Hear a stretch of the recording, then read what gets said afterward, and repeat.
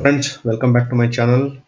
Today's video is about some investment thumb rules which are generally used, which can be taken as reference so that it will help you to to come to a conclusion if you are in a confusion. So the first one is about actually uh, equity to debt allocation. You know, so you may be always having a question mark. How much should be in debt fund and how much should be in equity, like that. So equity is always risky. If you have 100% of your allocation in equity, so it could be dangerous when the market crashes, or when it is market is corrected 20%, 30%, like that. You don't know where your portfolio go, so always you'll be scared. That's why it's actually better always to invest some of the money into debt and also in equity, so that when the market crashes, you also have another advantage. If the market crashes, if you are holding an FD, you can move the FD. If you can break the FD and you can move it to equity, so that will also maximize your returns. So the thumb rule is, as I've given here, 100 minus age. This is thumb rule usually people will use. So for example, if I'm 30 years old, so 100 minus 30 is 70%. So I can have 70% of my investment in equity, and balance 30 could be in 30%. 30% could be in FD, guilds, gold, etc. in debt. Same way, if somebody is 50 years old, so then they can keep 50% of equity and debt ratio. So if there is a person who is already retired, so he should not risk his capital. That's why for example, if he's 60 or 65, then based on this rule, he can allocate 40% into debt, and or 35% into debt, and balance should be in equity, like that. Sorry, other way around. That if it is 60 years old, 100 minus 60 is 40. 40 should be in equity, so that the risk is reduced. So this is one of the thumb rule. And second thumb rule is actually, this is mainly about savings. So usually when I started working, so there was no one.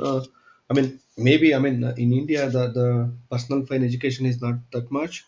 That's why nobody told me whatever coming to my as a salary, it was going here and there. I was never able to save it properly, or channelize properly. So that's why this sentence is very, very important. You should always keep it in mind that if you are not earning something, first income, and then you have to save it. It doesn't matter where you save it. You can save it into equity or uh, debt, or I don't recommend FD because the returns is less, which I'll cover in the next thumb rule. But you can put it into equity or somewhere, so that it will keep on generating good wealth for you. So whatever is left, then you should spend. So otherwise, what will happen? We will think that, okay, income minus expense, and then we will save, like that we think. But that will never, it's possible. Always, whatever the money you get it, you will spend it. And if you think of saving it at the last, at the month end or something, in your account the money will not be there, because you would have spent one or the other expense. It would have been gone. So as soon as the salary comes, let's say on first, if you think of an SIP or something, then okay, out of some 30,000 or 40,000 salary you get it, out of that 5,000, let's say, put it into SIP, then 35 is left. You know that, okay, 35,000 you need to manage. Then your mind also will work like that. If there are unnecessary expenses, you will also try to minimize them. So, and also the rule also is like this, needs 50%, and wants 30%, and then saving should be 20%. So as soon as the salary comes, 20% should go to savings, and 50% anyway they are needed, like food expense and day-to-day expenses. So these are all needs, and 30% you can also still use for wants. For example, you want to buy a mobile, or you want to have some bike or something. That kind of savings you can make. This is what the generic thumb rule, 50 30 20 rule, it's called actually. And the last one is rule of 72. Actually, this is one of the famous rule. So this will gives you the time which will be taken to double the money. So why the returns is important?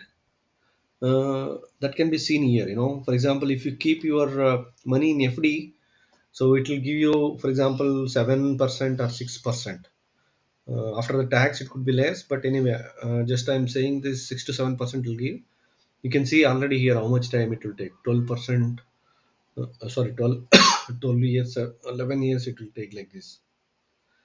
So, for example, if you put it in mutual fund which is giving 12%, you can see actually it will double the money in 6 years. Same way, for example, if you are able to achieve 15%, then it is 4.8 years.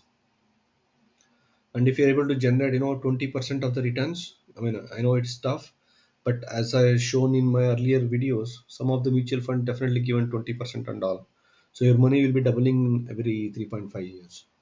So that's why, I mean, it's also, you should keep it in mind. If you just keep it in FD, so the time will also keep on increasing. I hope this has helped you. As always, please subscribe to my channel and also refer to your friends. Bye for now. Take care.